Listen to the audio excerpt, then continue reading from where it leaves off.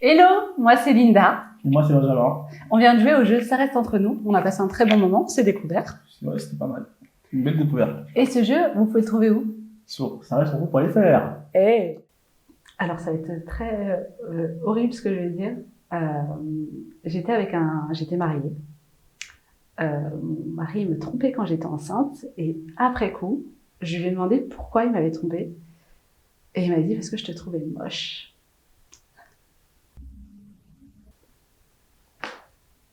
Horrible. Donc ouais, non, ça fait mal.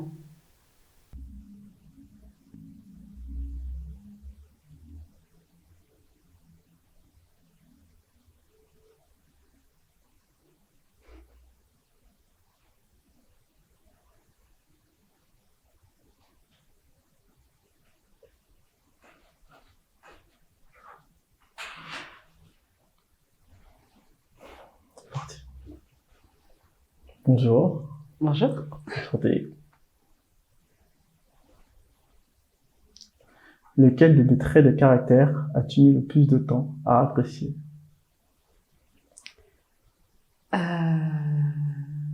Ma folie. Je suis quelqu'un qui est très extraverti, etc. Et j'ai mis du temps à l'accepter et du temps à le mettre en avant. Et toi? Moi, je dirais, je cherche là comme ça, mais je dirais, je pense que mon côté extraverti aussi. Mon côté extraverti. J'ai eu du temps à l'assumer. Et on va dire ces dernières années, tu as contribué en plus là-dessus, mais à me libérer un peu plus et à montrer ma personnalité et à mettre en avant. Voilà, sans tricher. Quelles sont les valeurs les plus importantes pour toi en amour et en amitié? En amour, bah, de un, la loyauté.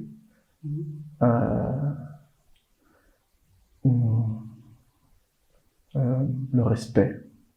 Le respect de l'être. La respecter en tant que...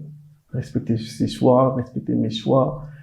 Et puis, je dirais l'amour en soi. Hein. Je pense que l'amour, ça... Bon, c'est certes grand quand on dit ça, comme ça veut dire tout et rien dire en même temps, mais c'est vraiment le tout de s'apprécier, de se respecter, de tout, en fait. C'est un mot qui veut dire beaucoup, c'est même un pour tout.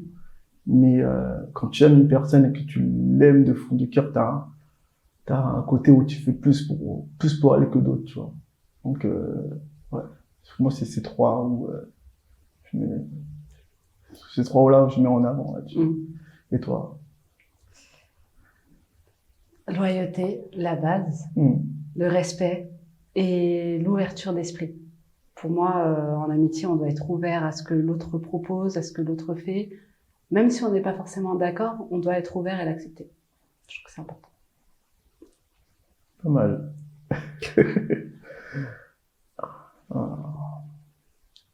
À quel moment important de la vie d'un proche regrettes-tu de ne pas avoir été présent?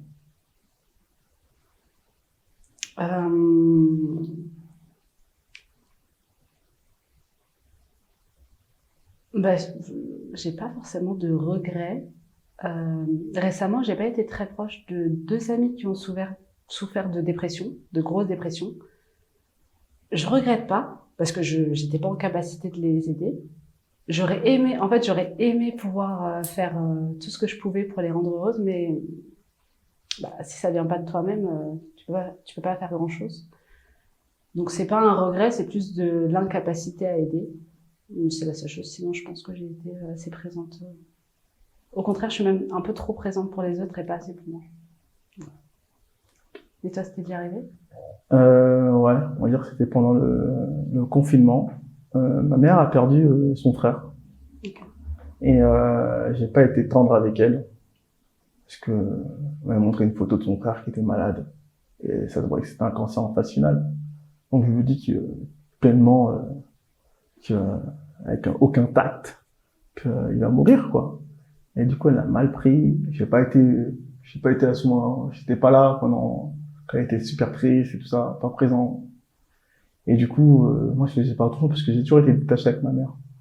Mais c'est vraiment quand je suis parti en Afrique et que j'ai vu les enfants de mon oncle, quand je suis parti au Ghana et que j'ai vu les enfants de mon oncle, euh, ça m'a fait mal et je me dis, mince, en fait, j'ai vraiment pas été présent avec eux, en fait. Et du coup, bon, j'essaie de me gommer là-dessus, d'être un peu présent, un peu plus présent pour ma famille, mais même si c'est difficile pour moi, et voilà. En tout cas, c'est ces moments-là où je me dis que j'ai pas été proche d'elle, alors qu'on en avait besoin, en fait. Surtout pendant le confinement. Ouais, je comprends. Mm. Dans quelle situation difficile aimerais-tu que je sois à tes côtés?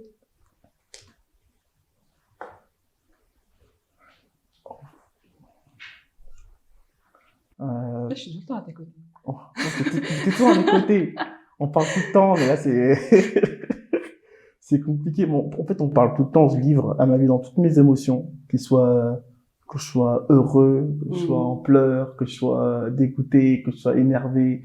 Donc, t'es tout le temps à mes côtés. C'est une fille qui m'apaise. Donc, elle est pas ma best pour rien. S'il y en a qui pensent que, vas-y, on est en couple, on n'est pas en couple. Parce qu'il faut qu'ils arrêtent. Mais bon, voilà, elle est tout le temps à mes côtés, elle est c'est toujours d'une bonne écoute, donc du coup, j'ai rien à redire sur toi, à ce niveau-là. Je pense que, je me suis vachement ouvert avec toi. Donc, je sais pas. Et toi? Bah, pareil, on est tout le temps ensemble, je te dis tout, Mm. dans les bons comme dans les mauvais moments, donc même parfois je te dis un peu trop tout d'ailleurs. Mais non, ouais, t'es tout le temps là, quoi. Donc, Ouais. On est toujours ensemble, et puis ouais.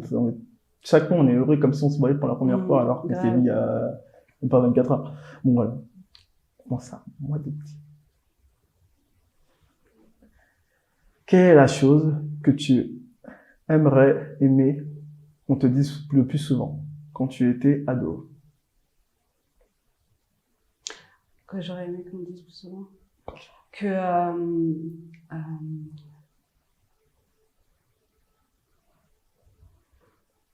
que c'était ok de pas entrer dans les cases. Qu'on avait le droit d'être différent à tous les niveaux, professionnel, personnel, physique. Parce qu'on a beaucoup tendance à vouloir faire entrer tout le monde dans des cases. Enfin, moi, par exemple, j'étais assez forte à l'école. Enfin, j'ai eu un bac scientifique, on m'a vite orientée vers la médecine, des choses comme ça. Mais c'est pas moi, quoi. Donc, j'ai dû faire violence déjà pour trouver ma voie, pour qu'on me laisse y entrer, ne serait-ce que quand j'ai voulu ensuite faire un CAP après mon bac scientifique, c'était compliqué parce qu'on comprenait pas ce changement de voie. Donc ouais, qu'on me laisse, qu'on accepte que les gens ne soient pas tous faits dans le même moule. Ouais. Et toi, t'aurais aimé qu'on dise quoi? J'étais ado. Toi, t'étais différent ado déjà. Ouais, T'es pas le même homme. Non, c'était différent. J'étais un peu extraverti, mais c'était différent. Mais je pense que j'aurais aimé qu'on aperçoive ma dyslexie. Tu l'as eu tard? Tu l'as connu tard? Non, je l'ai eu tôt, je l'ai eu plus jeune, quand la primaire, t'es décelé. Mais j'aurais voulu avoir cette continuité, ou même des fois c'est les profs qui le repèrent. Des fois. Et du coup, j'aurais vraiment voulu parce que c'est vraiment, c'était un mal quand j'étais petit. Parce que au-delà des choses auxquelles j'étais passionné, comme l'histoire et la géographie, ou l'éducation civique, ou n'importe quel sport, comme le sport ou l'art, c'est vraiment un truc où là, on peut où je me débrouille mieux, mais entre guillemets, c'est vraiment ça. Je pense que qu'il y a un mal, on comprend pas. On essaie de tout faire, mais le cerveau ne comprend pas. Et ça m'a vachement gêné, surtout que quand t'es petit, quand moi j'allais depuis le CP au CE2, je crois, j'avais marre d'y aller, quoi.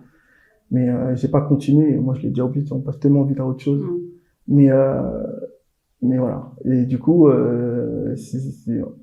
plus tard, en mes 30 piges, je me suis dit que voilà, j'aurais aimé qu'on ait cette fois. Parce que ça aurait peut-être changé ma vie. J'aurais mieux compris certaines choses. Pourquoi je comprenais rien en mathématiques, parce que une dyscalculie, pourquoi je comprenais rien, pourquoi j'avais du mal à comprendre en français, parce que j'avais une dysorthographique, pourquoi j'écrivais mal, alors que j'ai une écriture T'as pas eu d'accompagnement, en fait. Ah, j'ai pas eu d'accompagnement, Ouais. j'ai rien eu et du coup on me calait dans des trucs, on me disait oui mais lui il a du mal là-dessus, il a du mal là, il est bon en verbal, il est bon en oral, il est très bon en oral mais il est pas bon euh, il est pas bon en écrit ou autre chose quoi. Et du coup ou même t'es bête mais une dictée pour moi C'est l'enfer. c'était l'enfer. Bah ouais. C'est l'enfer, surtout que tu as des méthodes pédagogiques qui sont à l'encontre d'un dyslexique, tu vois, donc d'un dys, tu vois.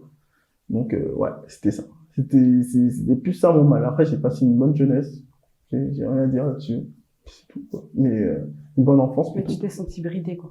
Ouais, surtout que voilà, euh, la pédagogie dans les écoles françaises, c'est voilà, c'est un ordre établi. Il y a une ligne à suivre et puis c'est tout en fait.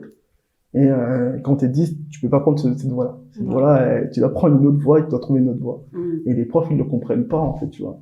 Et non, voilà. Et du coup, c'est comme ça que tu peux déceler facilement des personnes qui prennent une autre voie et tu te dis, bah, finalement, s'il a un raisonnement comme ça, c'est que peut-être il a un dysfonctionnement, donc il est 10.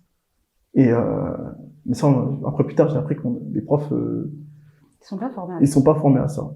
Mais il y en a d'autres, ceux qui ont eu des formations, puisqu'il y a des formations là-dessus, où ils peuvent déceler certains 10, mais c'est à partir de l'école primaire et non au collège, quoi. Donc voilà. Après, tu savais pas, hein. Que t'étais 10? Ouais. Tu Si, t'es je dit? savais. Oh, pardon. Que changerais-tu de l'éducation que tu as reçue?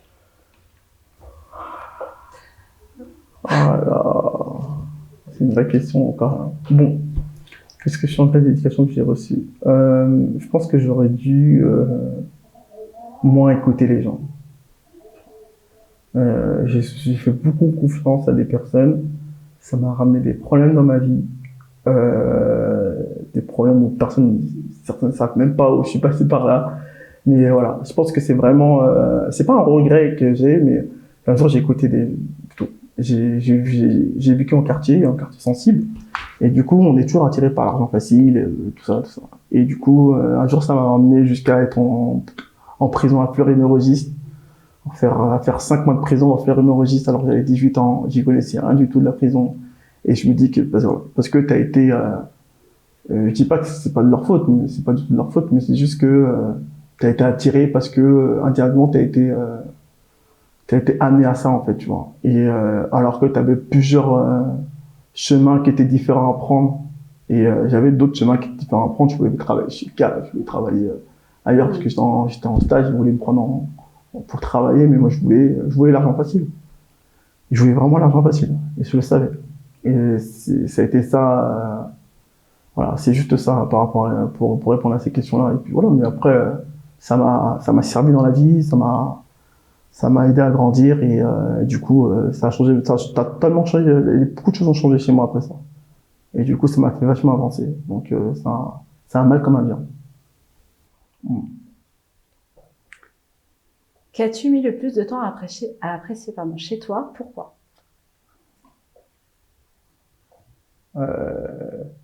J'ai mis du temps à apprécier que je pouvais plaire.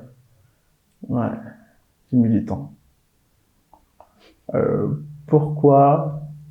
Parce que comme je t'ai dit, j'ai toujours j'ai toujours eu des longues relations. Donc du coup, je pouvais plaire à un visage et ça me suffisait en fait, tu vois.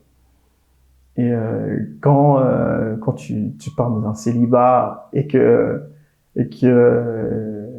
voilà, on te dit que t'es beau, là, non, toi t'es là, non, moi, non, tu dois te tromper. Lui là, il est beau. À moi. Mais donc j'ai mis du temps et j'ai mis du temps à m'apprécier. Et du coup, ça a été très difficile, surtout post-rupture de mon ex que j'avais auparavant. C'était très très difficile, j'avais mal vécu, j'avais m'acheté une bague, j'ai acheté une bague pour fuir ces filles, je sais pas ce qu'elles veulent et tout, je comprenais pas en fait. C'était trop bizarre, je te jure, je comprenais je dis mais qu'est-ce qu'elles veulent? Et du coup, parce que je sentais des regards et tout, alors qu'avant je m'en fichais complètement, je faisais même pas attention à ça.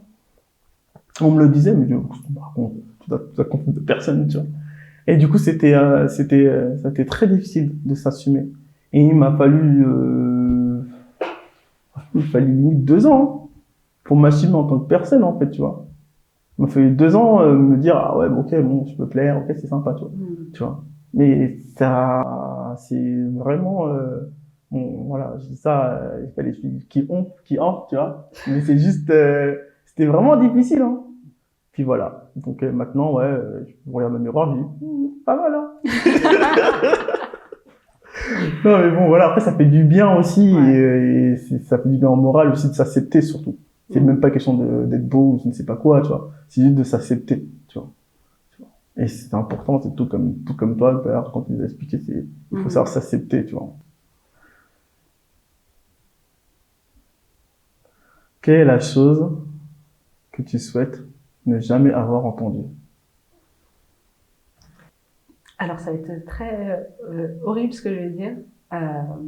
J'étais mariée. Mon mari me trompait quand j'étais enceinte et après coup, je lui ai demandé pourquoi il m'avait trompée et il m'a dit parce que je te trouvais moche.